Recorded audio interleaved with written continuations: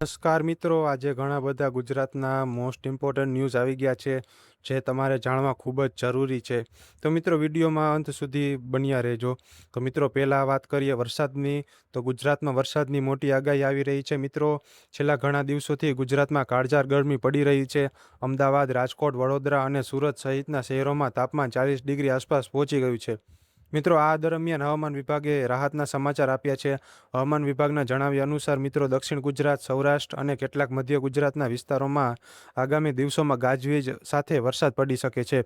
ખાસ કરીને વલસાડ, નવસારી, ડાંગ, અમરેલી અને જૂનાગઢ જિલ્લામાં વરસાદની શક્યતા વધારે છે. ખેડૂત મિત્રો માટે આ સમાચાર ખૂબ જ મહત્વના છે, કારણ કે ચોમાસાની શરૂઆત પહેલાં જમીન તૈયાર કરવાની પ્રક્રિયા ચાલી રહી છે. જો સમયસર વરસાદ આવે તો કપાસ, મગફળી અને સોયાબીનના પાકને મોટો ફાયદો થઈ શકે છે. જ્યારે મિત્રો બીજા સમાચારની વાત કરીએ તો બીજા સમાચાર આવી રહ્યા છે સુરતથી. સુરતમાં ઝેરી ગેસથી 4 શ્રમિકોના મોત થયા છે.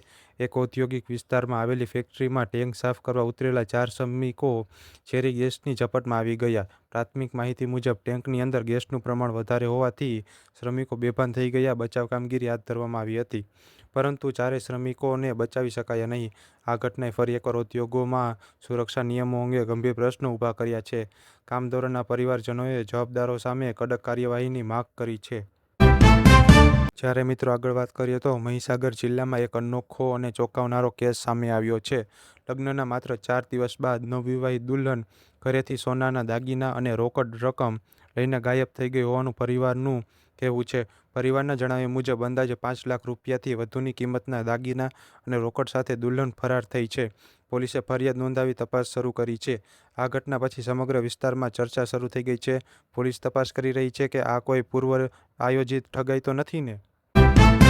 ગુજરાતમાં 18,000 કરોડના વિકાસ પ્રોજેક્ટને મંજૂરી આપવામાં આવી છે. ગુજરાતના વિકાસને વધુ ગતિ આપવા માટે પ્રધાનમંત્રી નરેન્દ્ર મોદી દ્વારા 18,000 કરોડ રૂપિયાથી વધુના વિવિધ પ્રોજેક્ટનું લોકાર્પણ અને ખાતમુહૂર્ત કરવામાં આવ્યું છે.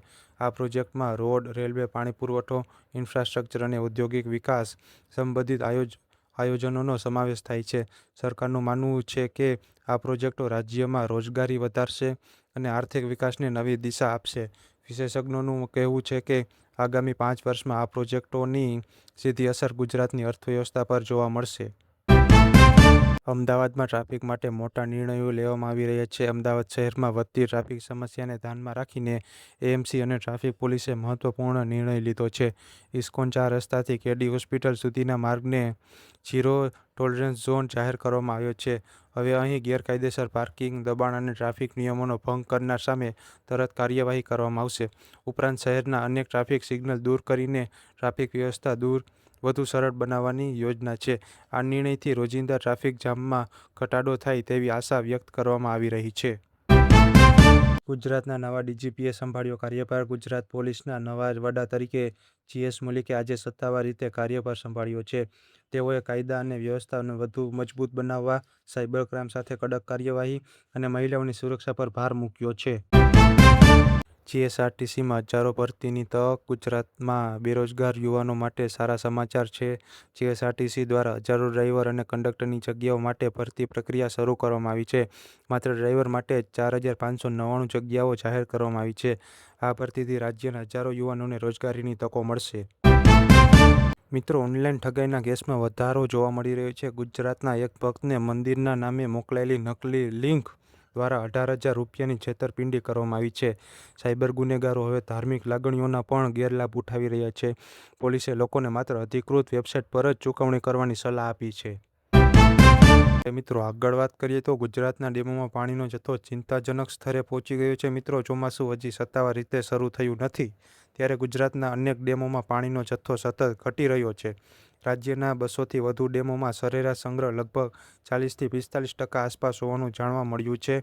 ખાસ કરીને સૌરાષ્ટ્ર અને કચ્છ વિસ્તારમાં સ્થિતિ વધુ ગંભીર છે.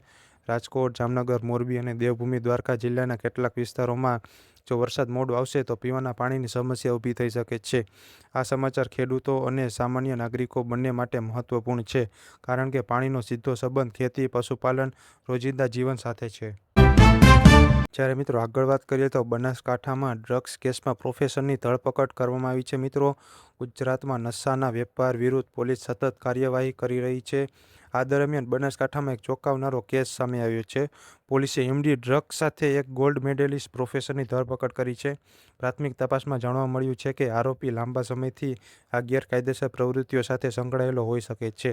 આ ઘટનાએ શિક્ષણ જગતમાં પણ ચર્ચા જગાવી છે કે લોકો સવાલ ઉઠાવી રહ્યા છે કે સમાજને શિક્ષણ આપનાર વ્યક્તિ જો આવા ગુનામાં સામેલ હોય તો યુવાનો પર તેની શું અસર પડી શકે છે.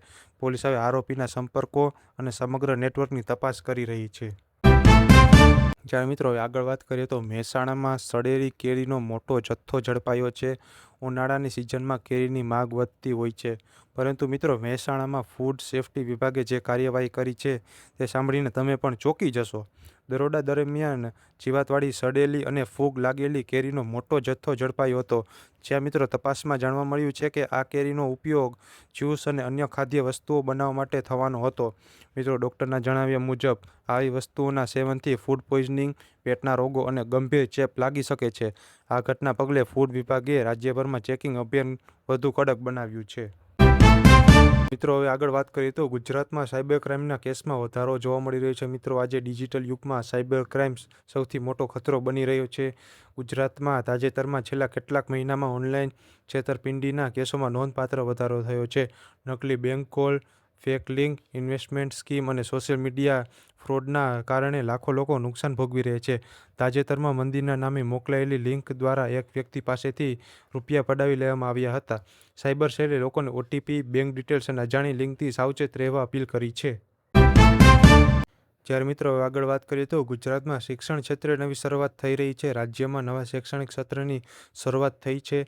લાખો વિદ્યાર્થીઓએ આજે નવા ધોરણમાં પ્રવેશ મેળવ્યો છે. સરકાર દ્વારા નવી શિક્ષણ નીતિ હેઠળ વિદ્યાર્થીઓને વધુ પ્રેક્ટિકલ અને સ્કિલ આધારિત શિક્ષણ આપવા પર ભાર મૂકવામાં આવી રહ્યો છે. ઘણી શાળાઓમાં સ્માર્ટ ક્લાસરૂમ, ડિજિટલ શિક્ષણ અને ટેકનોલોજીના ઉપયોગને પ્રોત્સાહન આપવામાં આવી રહ્યું છે. વાલીઓ માટે પણ આ સમય મહત્વનો છે, કારણ કે સ્કૂલ ફી, પુસ્તકો અને અન્ય ખર્ચમાં વધારો જોવા મળી રહ્યો છે. મિત્રો આગળ વાત કરીએ તો અમદાવાદમાં ટ્રાફિક સુધારવા મોટું અભિયાન ચલાવવામાં આવી રહ્યું છે. અમદાવાદ શહેરમાં વધતી ટ્રાફિક સમસ્યાને દૂર કરવા માટે એએમસી અને ટ્રાફિક પોલીસે ખાસ અભિયાન શરૂ કર્યું છે. શહેરના વ્યસ્ત વિસ્તારોમાં ગેરકાયદેસર પાર્કિંગ દૂર કરવામાં આવી રહ્યું છે. સાથે સાથે કેટલાક મહત્વપૂર્ણ રસ્તાઓ પર નવી ટ્રાફિક વ્યવસ્થા લાગુ કરવામાં આવી છે. અધિકારીઓનું કહેવું છે કે આ પગલાંથી ટ્રાફિક જામમાં ઘટાડો થશે અને લોકોને મુસાફરી કરવામાં સરળતા રહેશે. અમદાવાદ જેવા ઝડપી વિકસતા શહેર માટે ટ્રાફિક મેનેજમેન્ટ એક મોટો પડકાર બની રહ્યું છે. મિત્રો હવે અંતિમ સમાચાર પર નજર કરીએ તો ગુજરાતની અર્થવ્યવસ્થાને લઈને સારા સંકેતો જોવા મળી રહ્યા છે. તાજેતરના આંકડા અનુસાર રાજ્યમાં ઉદ્યોગ, કૃષિ અને સેવા ક્ષેત્રમાં સતત વૃદ્ધિ જોવા મળી રહી છે. ગુજરાતમાં દેશ વિદેશમાંથી નવા રોકાણ આવી રહ્યા છે. ખાસ કરીને સેમિકન્ડક્ટર, ગ્રીન એનર્જી અને મેન્યુફેક્ચરિંગ ક્ષેત્રોમાં મોટા પ્રોજેક્ટ શરૂ થઈ રહ્યા છે. વિશેષજ્ઞોનું માનવું છે કે આગામી વર્ષમાં ગુજરાત ભારતના સૌથી ઝડપી વિકાસ પામતા રાજ્યોમાં વધુ મજબૂત સ્થાન બનાવી શકે છે.